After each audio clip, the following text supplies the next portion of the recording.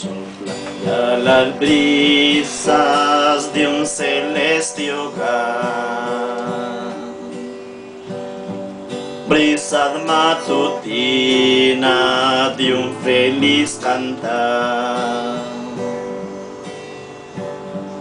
Brillan las auroras de aquel día de paz, cuando del Maestro veamos su faz.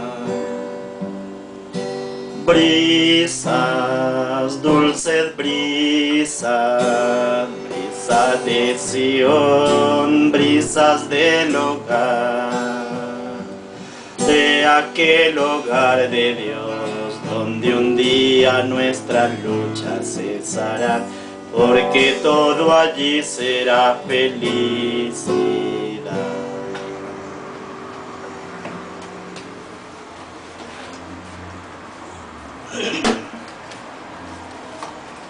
Buen Padre que está en los cielos, te damos gracias por esta oportunidad.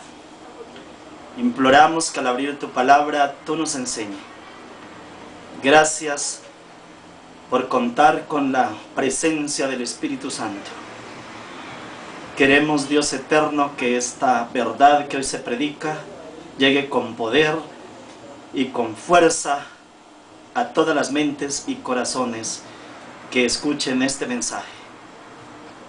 Permita, Padre mío, que esta disertación pueda conducir a muchas personas al conocimiento y a la obediencia de tu bendita y santa palabra. Oramos en el nombre de Jesús. Amén.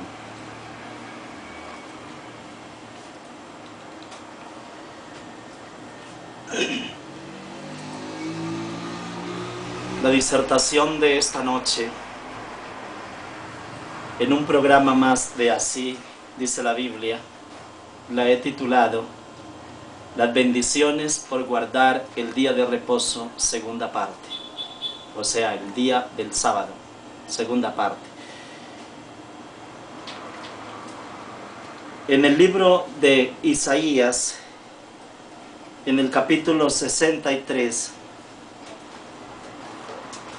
y el versículo 22 en adelante, le voy a dar continuidad a este mensaje. El mensaje anterior, con el mismo título, primera parte, hice alusión de que el día del sábado fue dado en el Edén, en el momento mismo en que el hombre surge a la existencia.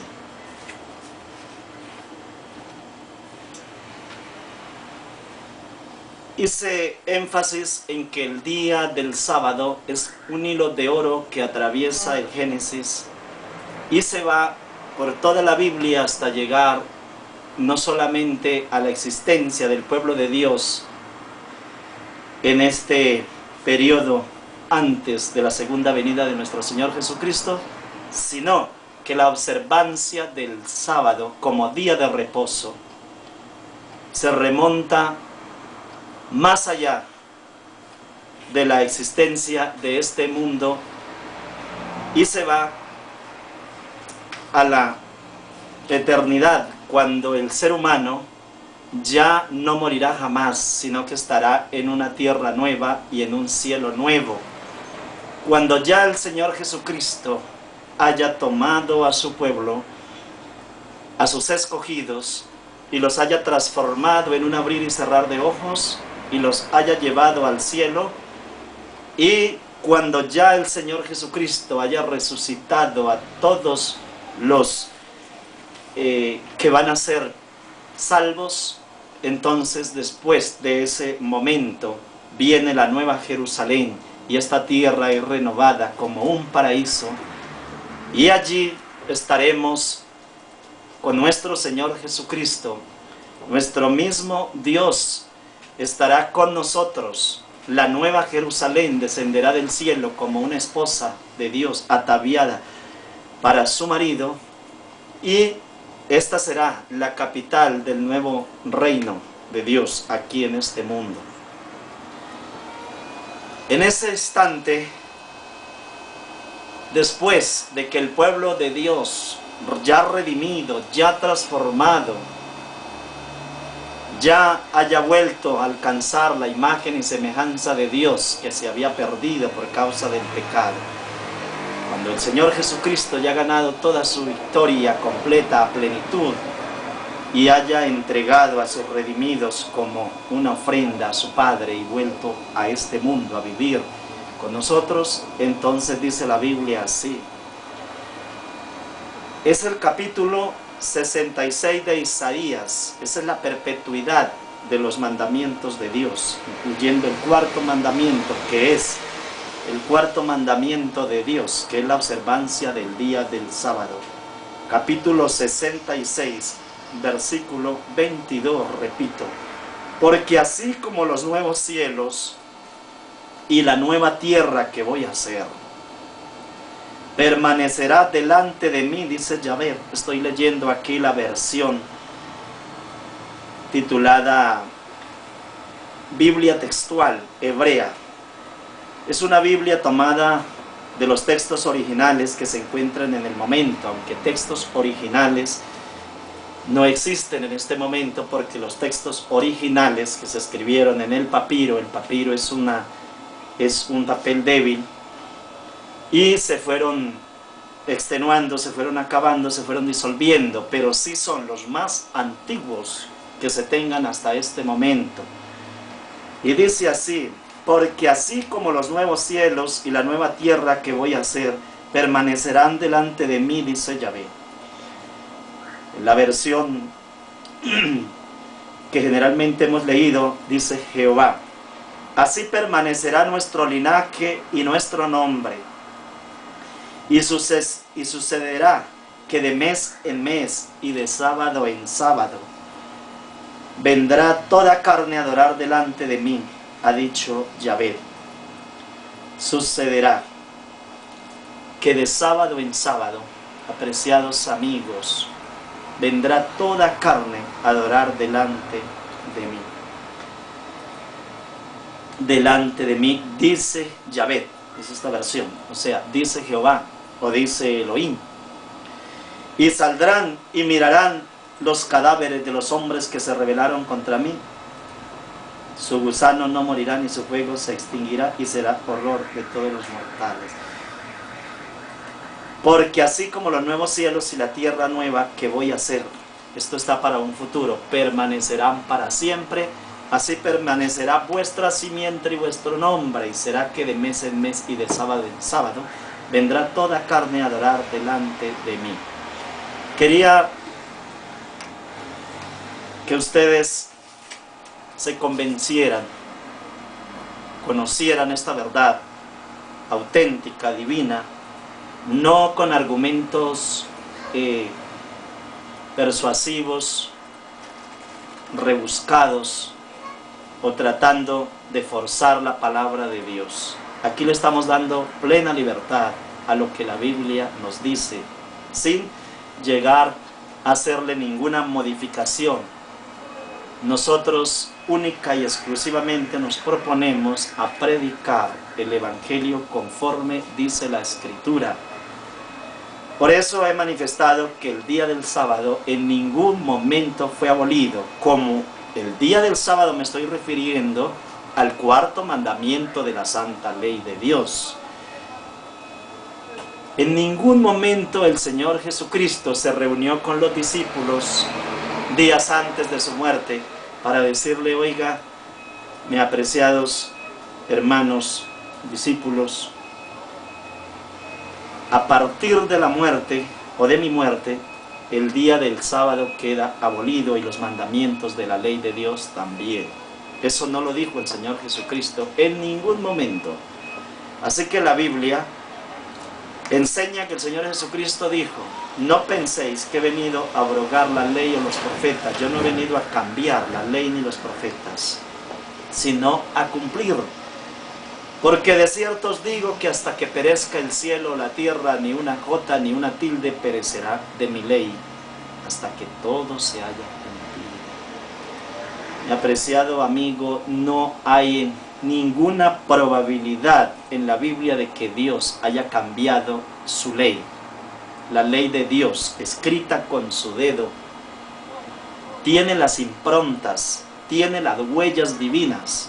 Además de que tiene las improntas y tiene las leyes y tiene las huellas divinas, se escribió en una piedra, en una tabla de piedra, que esto también simboliza la perpetuidad, la durabilidad, porque la roca es fuerte. Así está la ley de Dios, puesta en la roca, es inmutable. La ley de Dios es inmutable, es perpetua. Nadie puede venir a ponerle mandamientos o cambiar los mandamientos de Dios sin que se haya acreedor a las tremendas sanciones que Dios pondrá, porque lo que Dios hace perfecto no tiene que modificársele nada.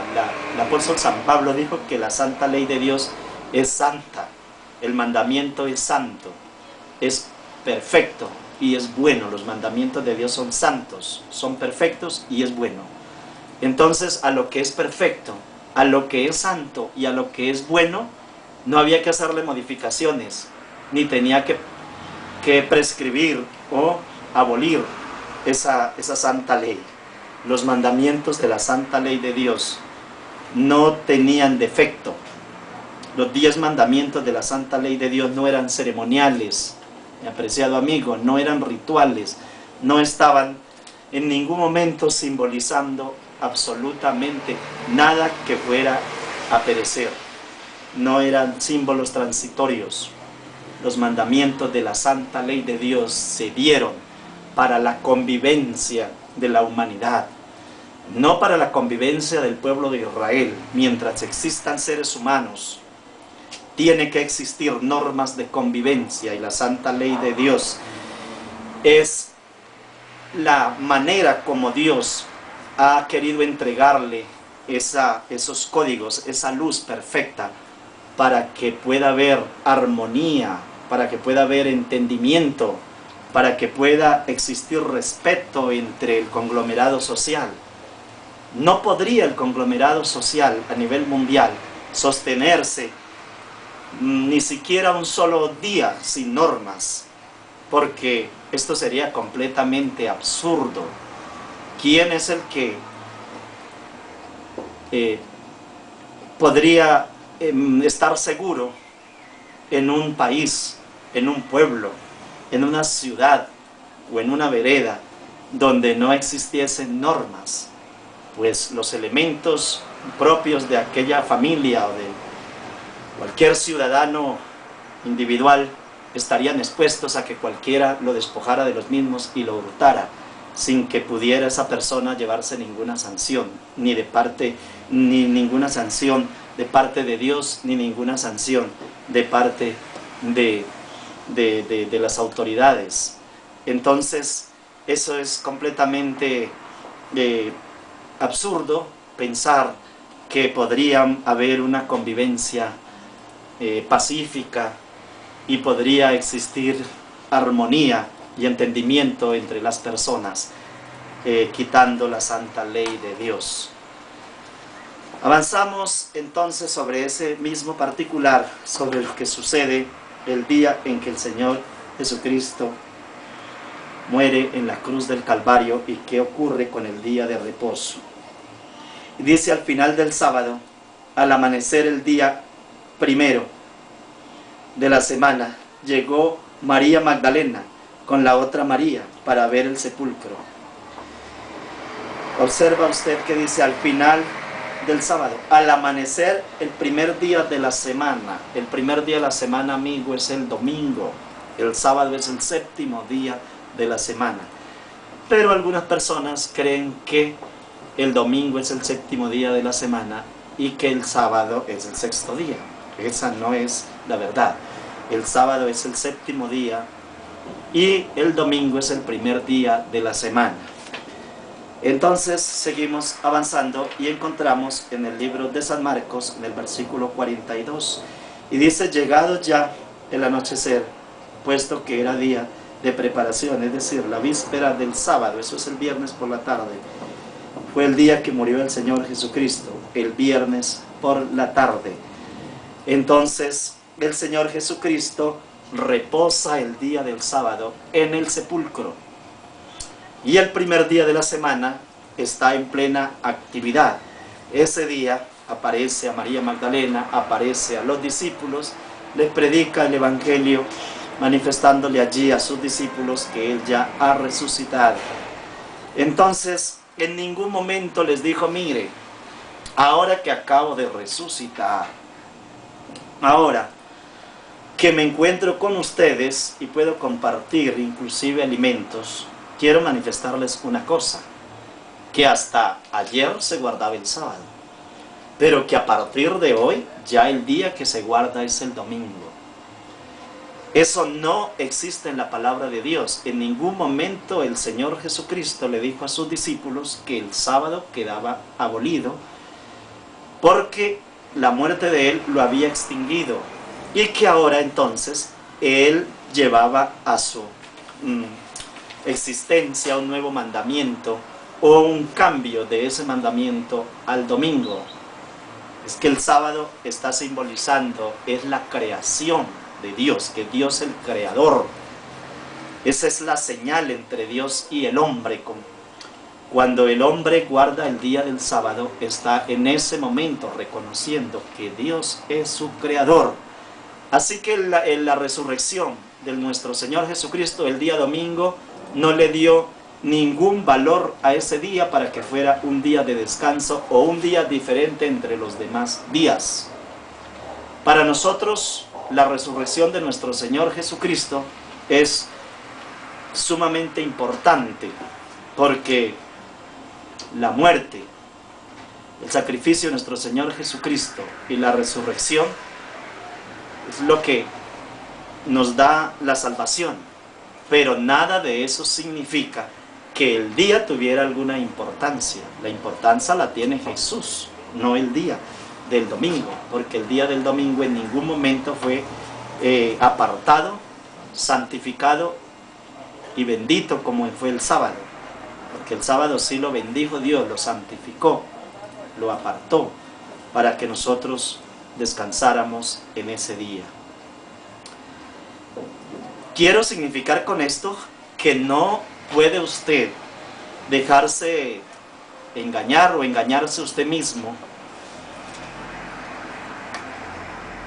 introduciendo mandamientos que no existen o cambiando los mandamientos de Dios por mandamientos de hombre, porque eso es una blasfemia.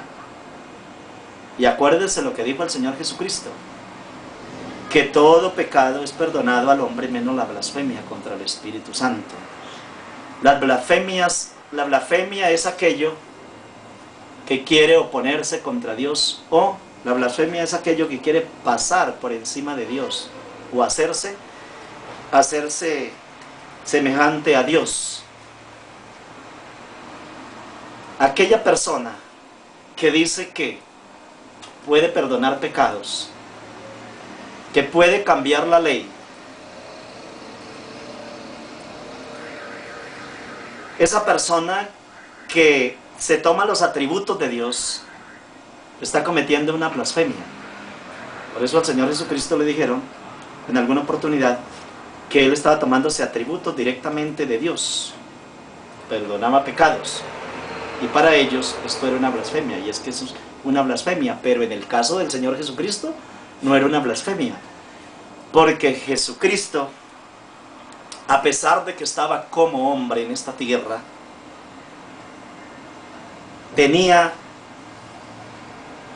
toda la facultad de hacer obras directamente divinas, como obras que correspondían directamente a Dios, porque Él en sí es Dios también.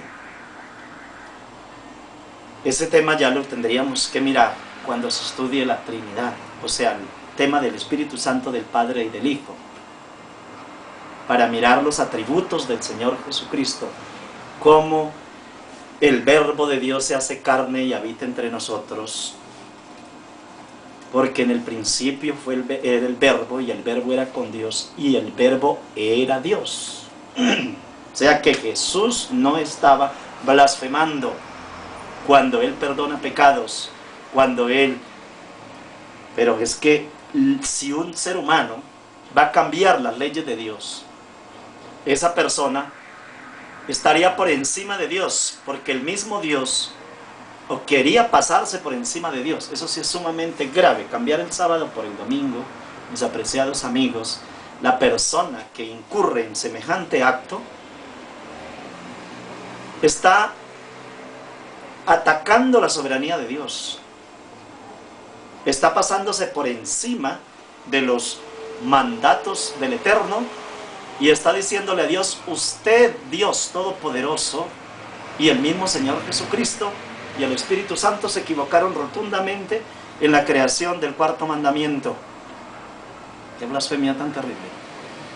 Y entonces nosotros, o yo, o como lo quiera decir el sujeto que trate de hacer estas cosas,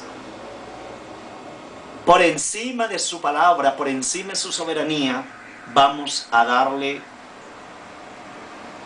a un día que no eligió, nosotros lo vamos a elegir, o yo lo voy a elegir. En ese momento la soberanía de Dios queda por debajo de ese sujeto, y esa es una usurpación de poder. Usurparle el poder a Dios, eso es propio de Satanás, completamente propio de Satanás. Usted puede leer toda la palabra de Dios y en ninguna parte de la Biblia encuentra de manera objetiva que la palabra de Dios diga: el día domingo es un día santo, apartado para que el pueblo de Dios repose, guarde el día del domingo, porque ese está sustituyendo el cuarto mandamiento, y ahora el cuarto mandamiento no es el sábado, sino que el cuarto mandamiento es el domingo. Eso no lo encuentra de manera objetiva, de manera material, ni siquiera de manera subjetiva.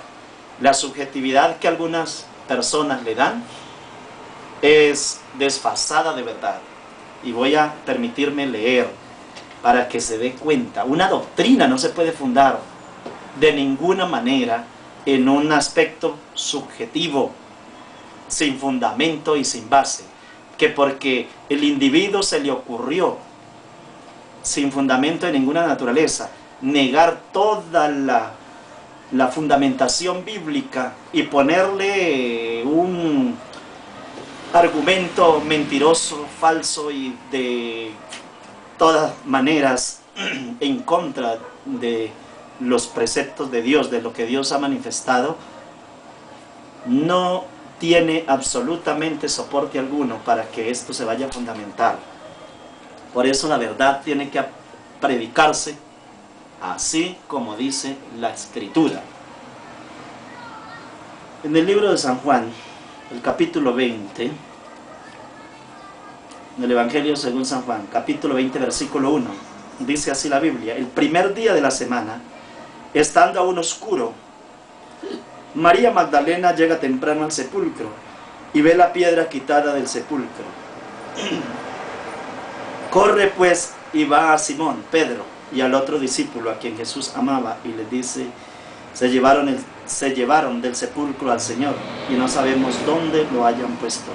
Entonces salió Pedro con los otros discípulos y fueron al sepulcro. Y corrieron los dos juntos, pero al otro discípulo corrió más aprisa que Pedro, y llegó primero al sepulcro.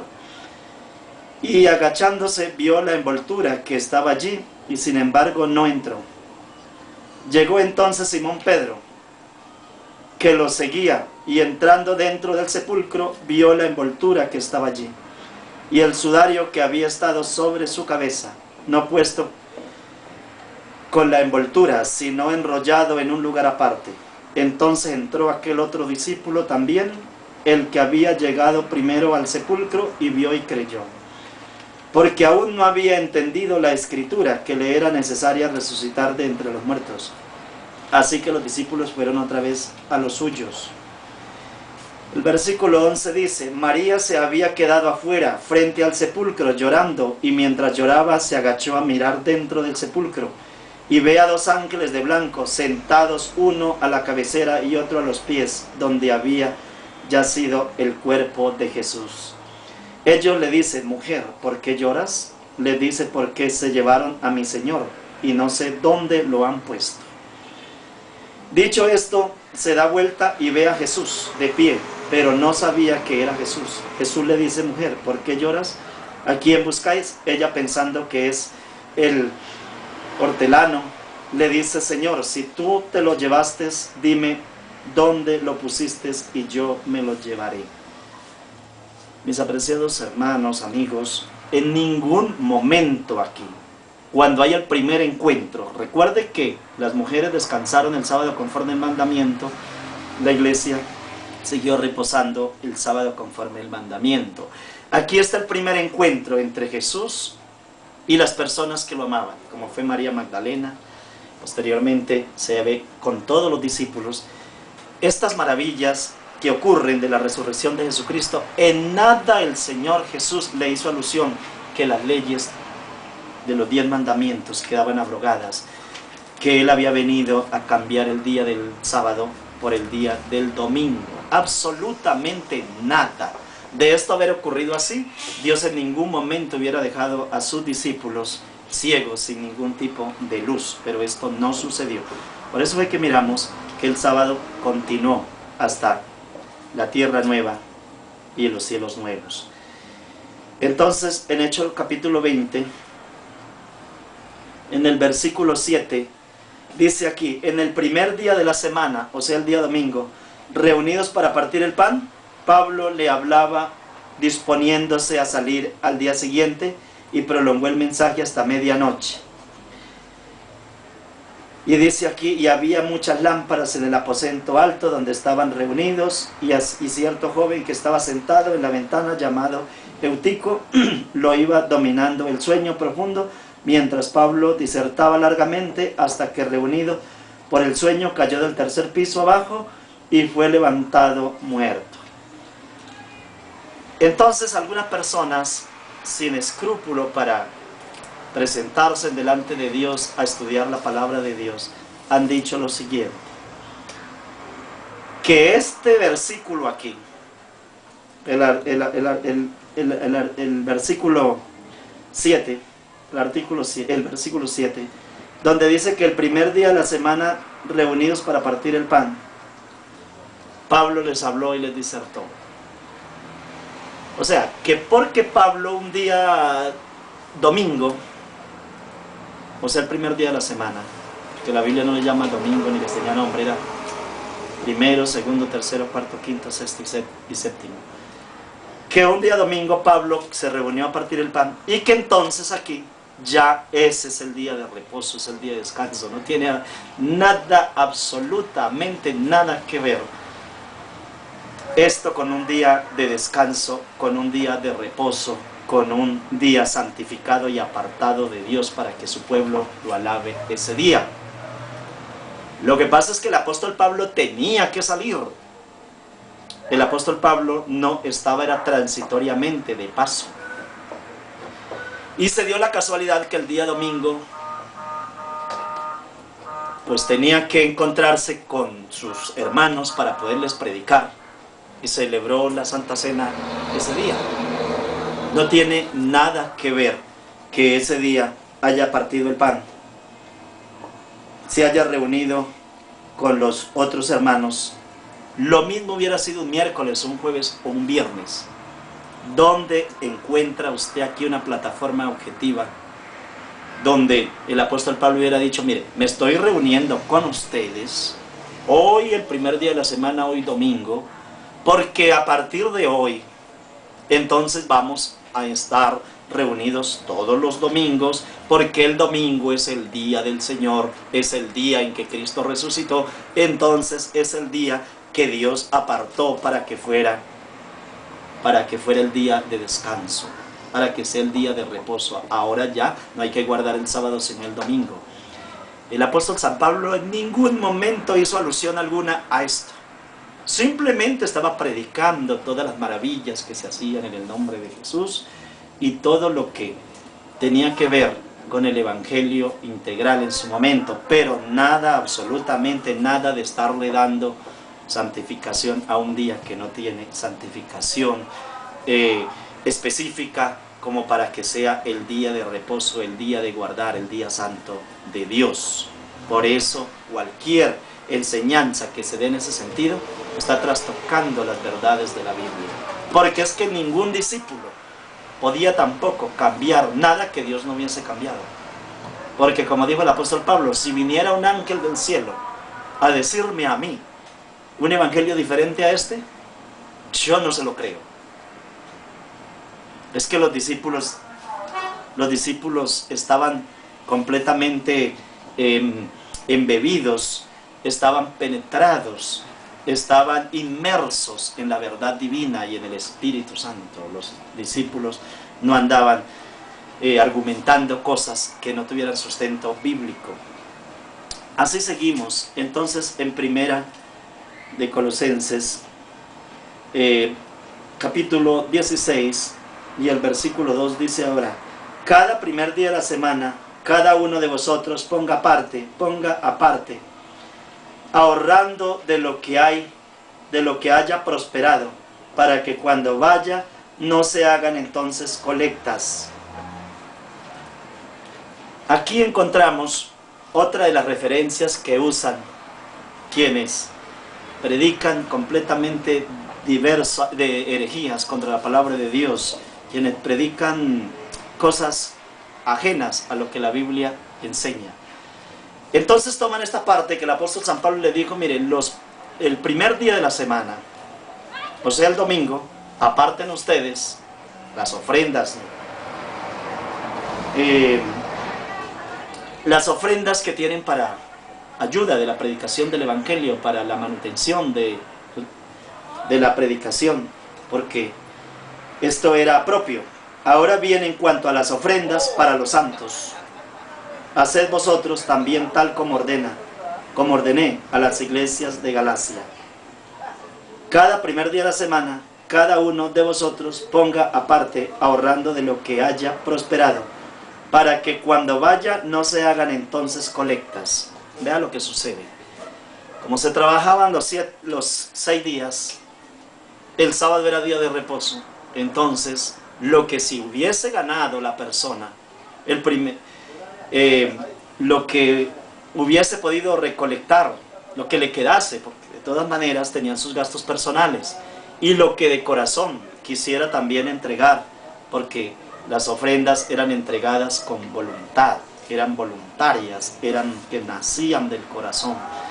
Entonces esa ofrenda se recogía el primer día de la semana, sin que a esto le haya dado ninguna connotación de santificar ese día de manera especial para guardarlo como el día del Señor, como el día de reposo, como el día de descanso. Solamente se limita el apóstol San Pablo a decir que ese día recogieran unas ofrendas, las guardaran, mejor dicho. No era más, que la guardaran desde el primer día de la semana. Eso significa que al iniciar la semana ya sabía el apóstol San Pablo que en cada iglesia habían ofrendas para los santos. No era más, absolutamente nada más. No hay que ponerle más ni menos, porque así es lo que dice la palabra. En ningún momento dijo, porque es que el primer día de la semana ustedes tienen que entrar en absoluto reposo, en absoluto descanso, en alabanza a Dios, porque ya no es el sábado, sino es el domingo. No, señor. En ningún momento el apóstol San Pablo dijo eso. Esas son las citas, las que he manifestado, las que toman de manera tergiversada para poder buscar la manera de cómo confundir donde no hay confusión. Eso está supremamente claro, que ahí no hay ningún aspecto objetivo, ni siquiera subjetivo, en nada que nos lleve a poder determinar o tratar de creer en lo mínimo que hubo un cambio. Porque las cosas, como dijo el apóstol San Pablo, la ley de Dios es santa, es perfecta. La ley de Dios es es justa, entonces no tiene nada que cambiarle. Porque la ley de Dios, al ser perfecta, ¿qué se le cambia a lo perfecto? ¿Y quién es santo, justo y bueno? Pues Dios. La ley tiene esos mismos atributos porque es nacida, o sea, sale directamente de Dios. Lo que es muy mal es vivir bajo la ley. Eso sí es muy grave, porque vive bajo maldición y bajo desgracia. Pero ¿qué es vivir bajo la ley? Vivir bajo la ley es violar la santa ley de Dios. Cuando una persona empieza a violar los santos mandamientos, le cae la maldición de la ley, de la que habla Deuteronomios 28. Porque es que Deuteronomio 28 habla de las bendiciones de la ley y habla de las maldiciones. Maldecir es mal hacer. Y bendecir es bien hacer. Entonces, si observa los mandamientos de Dios, bien hace. Si no observa los mandamientos de Dios, mal hace. Y esa es la maldición. Que la única manera para poderse salvar de esa maldición de la ley, pues es yendo a nuestro Señor Jesucristo, para que esa sangre de Jesús inocente y el que guardó los preceptos, pues lo libre, o sea, le perdone. Pero no significa esto que le perdonó por gracia, porque ahí es donde está la gracia, que le perdonó por gracia, y porque ya la gracia del Señor Jesucristo se apropió de él, entonces ya de ahí en adelante tiene que vivir una vida de libertinaje, una vida en contra de los preceptos divinos. La ley de Dios no toca al que no se mete con ella. Usted puede pasar debajo de todos los mandamientos, como pasamos nosotros por medio de tantas normas penales y no violamos ninguna, en algunas oportunidades, la mayoría de las veces, porque es probable que una persona pueda pasar toda una vida sin que nunca vaya a una cárcel. De pronto haya hecho contravenciones de policía, de pronto lo hayan citado para que aclare algunos aspectos, que pudo haber cometido un delito de manera preterintencional, de manera culposa, pero no ha llegado de pronto a extremos grandes. Son personas que han pasado, pero otros en ningún momento han tenido que ir, ni siquiera ser requeridos por una inspección de policía, porque se han cuidado mucho en la observancia de las normas, sin ni siquiera mirar los códigos, sin ni siquiera conocerlos, sino porque en ellos ya hay unos principios de valores que han sido enseñados, han sido fundados, han sido entregados por abolengo. Vienen esos códigos de valores por abolengo, porque los abuelos enseñaron a sus padres y sus padres lo enseñaron así, y son personas que no tocan la ley. Por eso cuando nosotros entramos en Cristo, cuando nosotros aceptamos a Jesús como nuestro Salvador personal, la ley no es ninguna carga, mis hermanos, porque la ley ya está en nuestra mente y está en nuestro corazón. Entonces para nosotros el guardar el día del sábado es un verdadero deleite. Nosotros ese día descansamos y entramos en un oasis feliz, cantando, orando, yendo a la iglesia y predicando la palabra de Dios en los barrios, en las casas, estudiando la Biblia, y dejamos todo lo que es las cargas del trabajo secular y toda esa cantidad de estrés que se acumula, porque en el trasiego de la semana, los afanes que siempre nos impone el diario vivir nos van afectando. El hombre se carga de responsabilidades y de tantas cosas, y en estas ciudades tan atestadas de vehículos y de trancones y de cosas que nos roban un poco la calma, nos va afectando. Entonces eso es justamente lo que nosotros necesitamos, y Dios se dio cuenta porque es nuestro creador.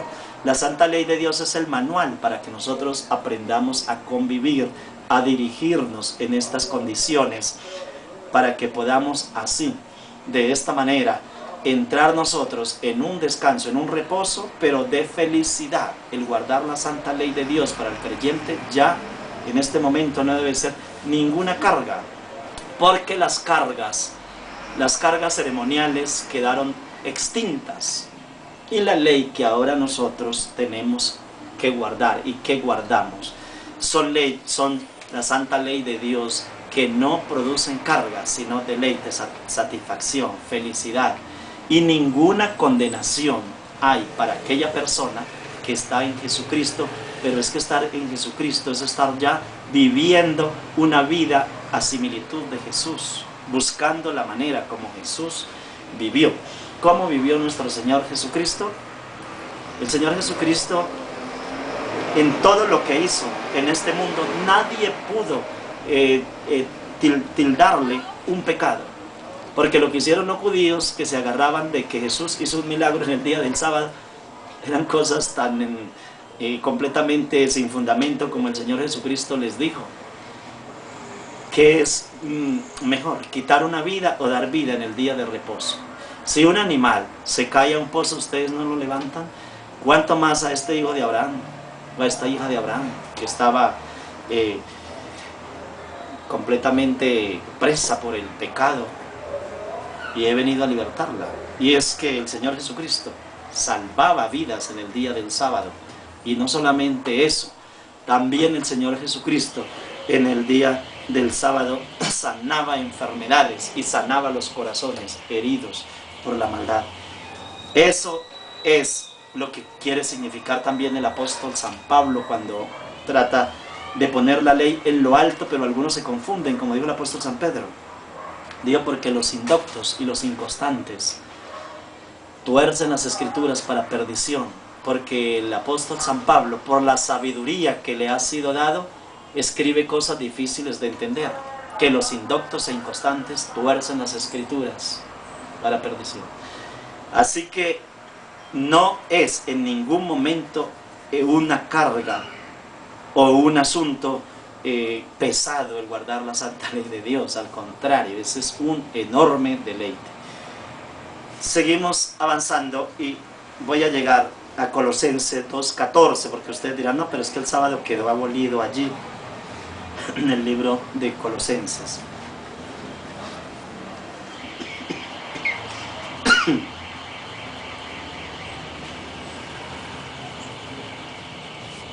Es bueno que se entienda que en ningún momento el Señor Jesucristo eliminó el día de reposo como sábado individual, es decir, como día, no como de manera colectiva. Colosenses 2:14. Perdón. Anulando el acta, escuchen bien, anulando el acta de los decretos que había contra nosotros, que nos era contraria, quitándola de en medio y clavándola en la cruz. Y habiendo en ella desarmado completamente a los principados y a las potestades, los exhibió públicamente en el desfile triunfal, dice esta versión. Pero analicemos puntualmente lo que dice el capítulo 2, versículo 14. Anulando el acta de los decretos que había contra nosotros, que nos era contraria, quitándola de medio y clavándola en la cruz. Observamos que en Colosenses 2:14, Colosenses 2:13 dice: y a vosotros, estando muertos en los delitos y en la incircuncisión de vuestra carne, os dio vida juntamente con él, perdonándonos todos los delitos. Está refiriéndose aquí dos factores. Uno, lo que el Señor Jesucristo clavó en la cruz del Calvario no fue los 10 mandamientos de la santa ley de Dios. Lo que clavó en la cruz del Calvario fue toda la culpa suya, la culpa mía y la culpa de toda la humanidad en su conjunto. Todas las culpas quedaron completamente extintas, muertas allí en la cruz del Calvario. En el mismo momento, cuando usted busca, acepta a mi Señor Jesucristo como su Salvador personal, todos sus pecados, todos los pecados suyos quedan perdonados allí. Y si toda la humanidad llega a Jesucristo y lo acepta como su Salvador personal, todos sus pecados quedan clavados en la cruz del Calvario. Ese es uno, el primer factor. Y otro, hay el versículo 16 dice lo siguiente: por tanto nadie juzgue en comida o en bebida o respecto a solemnidades o novilunios o sábados. Dice aquí esta versión: todo lo cual es sombra de las cosas venideras, pero la realidad es, o sea, el cuerpo es de Cristo. Entonces eso es lo que dice la versión moderna, que dice porque la realidad es del Mesías. El versículo 17. Ahora quiero llevarlos, ¿qué significa esto? De que el Señor Jesucristo enterró también allí en la cruz las solemnidades de algunas fiestas ceremoniales. Resulta de que existían una cantidad de normas ceremoniales. Entre ellas existían 7 fiestas sabáticas. Había 7 sábados anuales, más un sábado que la tierra tenía que tener todo el año, o sea, cada 6 años, el 7º año entraba un año sabático y la tierra tenía que descansar completamente. Esto era una serie de ceremonias. Estas fiestas eran de agriculturas, o de agricultores, para los agricultores. Habían 7 de estos sábados anuales. Y mire cuáles son los 7 sábados anuales. Miremos el primero, la Pascua, la fiesta de los panes sin levadura, van 2. La fiesta de los primeros frutos de las ofrendas mecidas, van 3. La fiesta de las trompetas, van 4. El día de la expiación o expiaciones, van 5. Y la fiesta de los tabernáculos, van 6. Y ese año, todo el año sabático. Ahí tenemos nosotros cómo esos sábados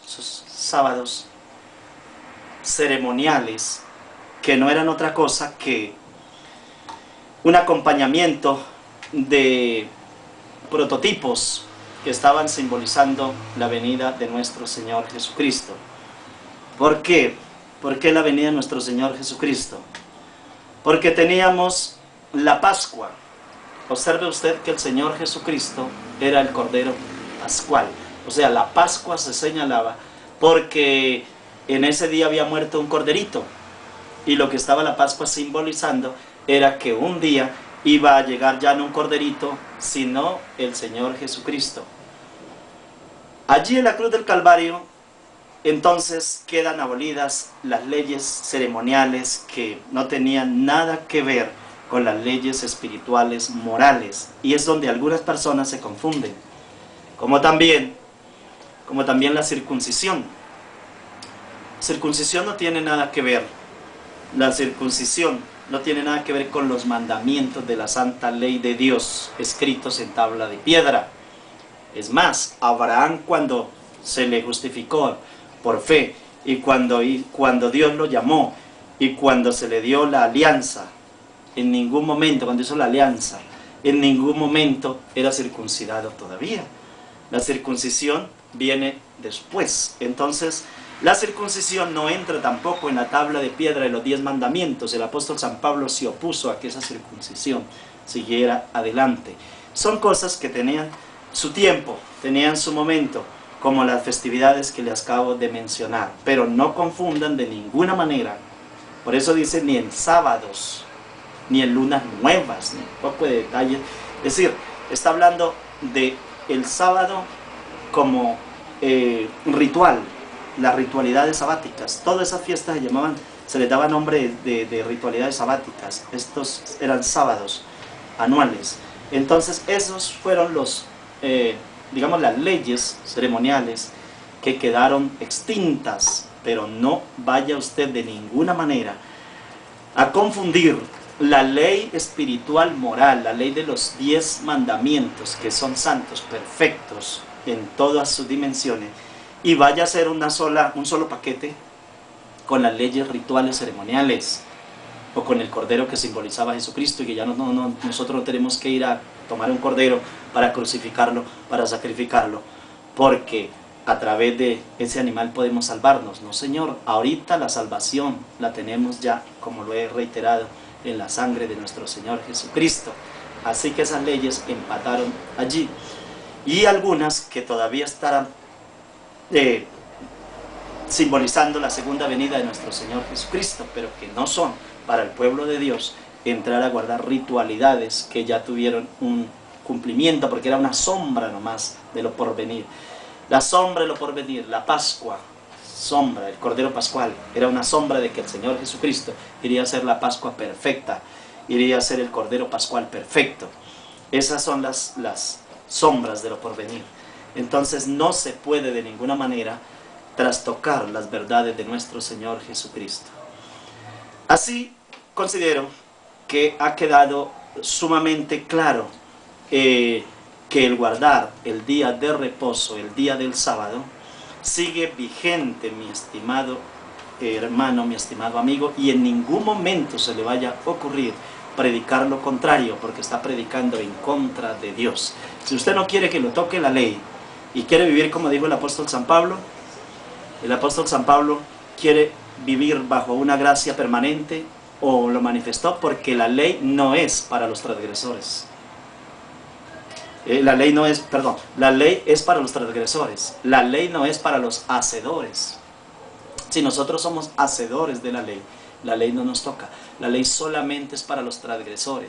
La ley, según dice el apóstol San Pablo también, el apóstol Timoteo, la ley es para aquellas personas, para el que hurta, para el que mata, para el que viola el sábado, para el que le quita la mujer al prójimo, para esas personas, para el que adora imágenes, para el que tiene dioses ajenos delante de sí, para el que codicia los bienes de los demás. Para ellos es que existe la ley y los afecta, porque la ley siempre existe en todo momento.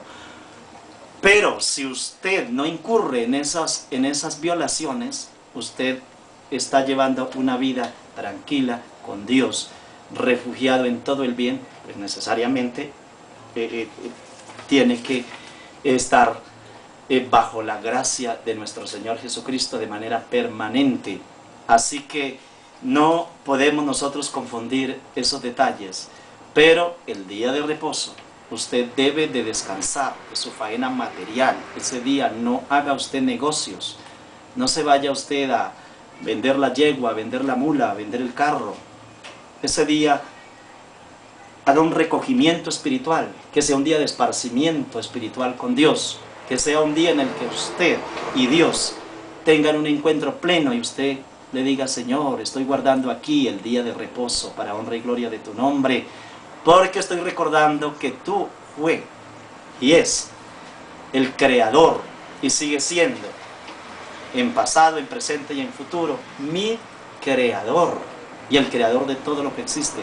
Por eso es que me deleito guardando este precepto y he dejado todas las preocupaciones materiales, seculares, y he entrado en un reposo espiritual contigo.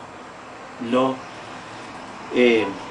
insto, mi apreciado amigo, para que usted lo haga, porque no hay otro camino. Cualquier persona que viole la ley lo castiga duro, porque la ley es lo que muestra el pecado. Cuando la ley le está diciendo a usted: no haga tal cosa, es porque no debe de hacerla, porque es muy duro el pecado y el odio que Dios le tiene al pecado, porque le ha causado tanto dolor a Dios y tanto dolor a la humanidad. Un pecado que usted cometa le hace demasiado daño a usted y demasiado daño a su familia. ¿Y qué es un pecado? Un pecado es violación a un mandamiento. O puede ser la violación a 2 o a 3 mandamientos de manera simultánea. Entonces, cuando se hace esto, cuando se transgrede la ley, se le hace un daño tan grave, no solamente a usted, sino a su hogar, a su familia y a sus amigos y al conglomerado social, porque nosotros no actuamos, nosotros interactuamos. El daño que me hago a mí mismo cuando transgredo la santa ley de Dios es un daño que afecta a todo el conglomerado social y afecta al mismo Dios terriblemente, porque le causa ira a Dios. Dios le tiene mucho fastidio al pecado. De no ser así, no hubiera crucificado a su mismo Hijo, el Señor Jesucristo, que fue crucificado justamente, y todos los dolores que llevó no fueron por otra cosa, sino por la transgresión de la ley divina. Entonces, por eso Dios odia el pecado y se divide. Entonces se divide el hombre, inmediatamente causa una división y se pierde la amistad con Dios.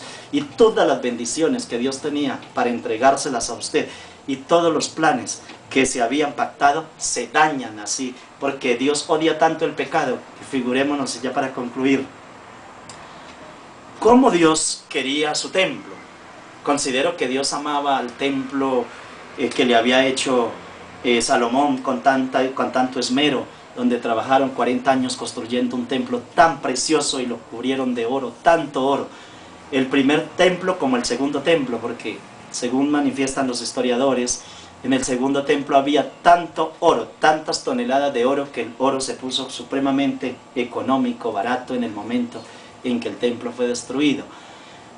Allí estaba la santa ley de Dios, allí estaba en ese templo el maná, en el lugar santísimo se encontraban las tablas de piedra, el maná y la vara de Moisés. Estos elementos Dios los quería, los amaba. Ese templo también, y había costado mucho, pero cuando el ser humano peca, disgusta tanto a Dios el transgredir la ley, porque no deberíamos ni hablar ni siquiera de pecado, sino de transgresión de la ley, porque el pecado es transgresión de la ley. Cuando el hombre transgrede la ley y ofende tan duro a Dios, mire usted cómo Dios destruye lo que Él mismo ha hecho con tanto amor, como cuando usted coge la vajilla más fina de todas las que ha conocido en el mundo, y lo que usted tiene con tanto esmero y todo lo que ha construido, y de una ira enorme destruye todo en el acto. Destruye lo que más ama. Destruye Dios a su pueblo, porque no fue otra persona. No fue que lo entregó el pueblo de Israel, nadie lo podía tocar, porque estaba en manos de Dios. Era el mismo Dios quien lo entregaba cuando le tocaba entregarlo por causa del pecado, o sea, por causa de la transgresión de la ley. Transgredir la ley es muy grave, mi apreciado amigo, es grave, grave, grave. Y ya que estoy redundando en grave, grábeselo en la cabeza, para que usted no ofenda a Dios, para que usted evite al máximo atacar los mandamientos de Dios e irrespetarlos, porque la ley sigue completamente en vigencia, todos los 10 mandamientos de la santa ley de Dios, pero de ellos se derivan muchos otros, porque es que en los mandamientos de la santa ley de Dios no dice que no debe, allí no habla de la receptación, ni habla de las lesiones personales, allí habla, porque la ley de Dios se compone de 2 factores, solo de amor, amor a Dios y amor al prójimo, pero dentro de esos 10 mandamientos está la receptación, está las lesiones personales. Allí tampoco habla del aborto.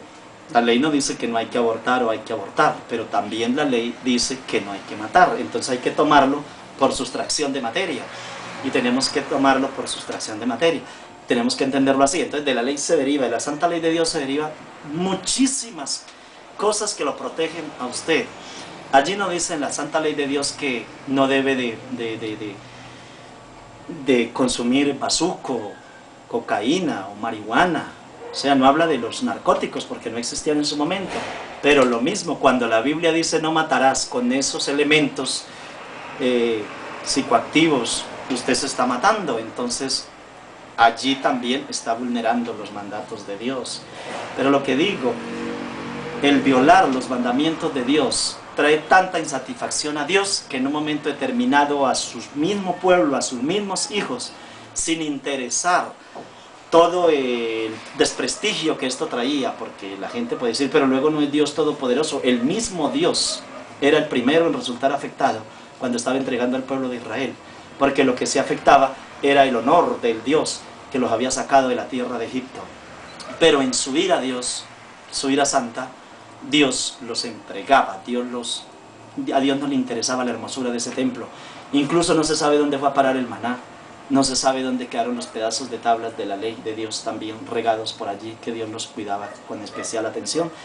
Y esa arca, allí estaba la presencia de Dios, a tal punto que cualquier persona que tocara esa arca y de manera impura, allí tenía que morir instantáneamente. Pero los impíos lo llevaron y quizás nada le sucedió, porque estaba Dios mismo airado tremendamente. Por eso cuando se violan los mandamientos, entra en un juicio, y dice la Biblia, horrenda cosa es caer en manos del Dios vivo. Si usted está transgresor todavía de la palabra de Dios, arrepiéntase, apreciado amigo, porque si no existiera ley no se podía arrepentir, porque ¿de qué sería arrepentir? Tampoco podría pecar, y al no haber pecado tampoco habría gracia. Es que sin ley no hay gracia. Y aquí concluyo. ¿Por qué la gracia está atada a la ley? ¿Por qué la gracia está atada a la ley? Ese es un encadenamiento, es una forma que se trabaja de manera coetánea. La ley y la gracia están de manera concatenada, o sea, coetánea, sí, enlazados. Está la una encadenada de la otra, porque sin ley no existiría la gracia. ¿Porque gracia de qué? Ahora, la gracia no existió cuando murió el Señor Jesucristo. La gracia ya existía. Todas las personas han sido salvas por gracia. Cuando el profeta Elías fue llevado al cielo, todo esto se hace por gracia. Cuando Dios toma a Moisés y lo lleva al lugar donde ya se extingue su vida, y Moisés, dice la Biblia que le apareció allí en alguna oportunidad a los discípulos juntamente con Elías. Allí se ve que Dios había salvado también a Moisés por su gracia. ¿Cómo se conseguía la gracia anteriormente? Por la sangre de un cordero inocente, símbolo de Jesucristo. Pero es la misma muerte del Señor Jesucristo lo que trae la gracia desde el comienzo hasta el fin. Pero no existiría la gracia si no existe ley. Porque ¿qué es gracia? Pues gracia es algo gratuito, es un don de Dios, es un regalo que Dios nos da, es regalarnos Dios el perdón, o el decir Dios, usted tiene que morir, porque todo pecado que vulnere, que viole la santa ley de Dios de una manera expresa, de una manera voluntaria, de una manera reiterativa, proclive, ese pecado es digno de muerte. Incluso el Señor Jesucristo mismo mencionó acerca de estos aspectos. Entonces, en Romanos también dice, por causa del pecado, la muerte. Entonces, la gracia es esto, que la transgresión de la ley lo ha llevado a usted a que quede inmerso en una condena de muerte. Pero entonces, ¿qué es la gracia? Que cuando usted mira los mandamientos de Dios es como mirar en un espejo. Allí es donde usted dice, he cometido un pecado. Entonces acude a nuestro Señor Jesucristo y allí se le da la gracia. Por eso olvidemos esto, que ya nosotros no estamos bajo la ley, sino bajo la gracia. Bajo la ley, es que bajo la ley es estar en pecado. Naturalmente que tiene que existir la ley para que exista la gracia. Porque de otra manera no existiría gracia, porque ¿cuál sería la gracia? ¿Cuál sería el regalo? ¿Cuál sería el perdón? ¿Qué sería lo que Dios le está a usted donando? ¿De qué sería sustituto usted? O sea, Jesucristo, ¿de qué sería sustituto? Porque es que el Señor Jesucristo está sustituyéndolo a usted en la pena, que es la pena de muerte. Entonces esa sustitución se da es por gracia.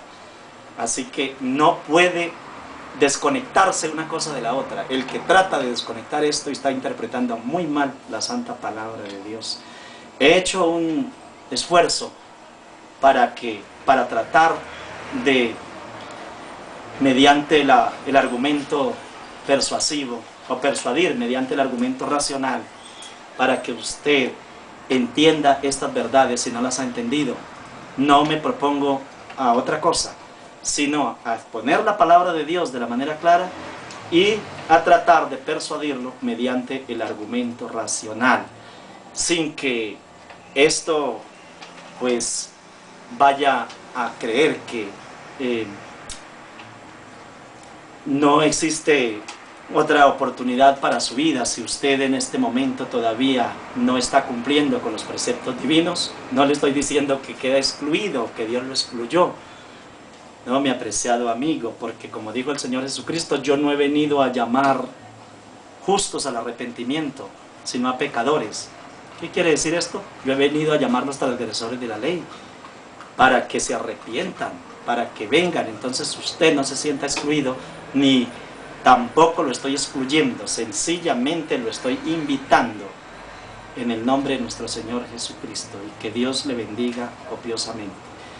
Querido Dios, estamos aquí en este momento implorando que tú bendigas esta bendita y santa palabra, que pueda hacer una obra extraordinaria en cada mente y en cada corazón.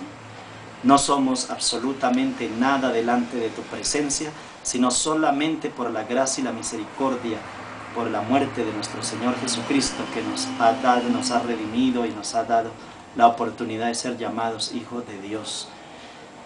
Por esos méritos suplico, eterno Dios, que le ponga en este momento la bendición del Espíritu Santo a este mensaje, y que pueda llevar mucho fruto para honra y gloria de tu bendito y santo nombre.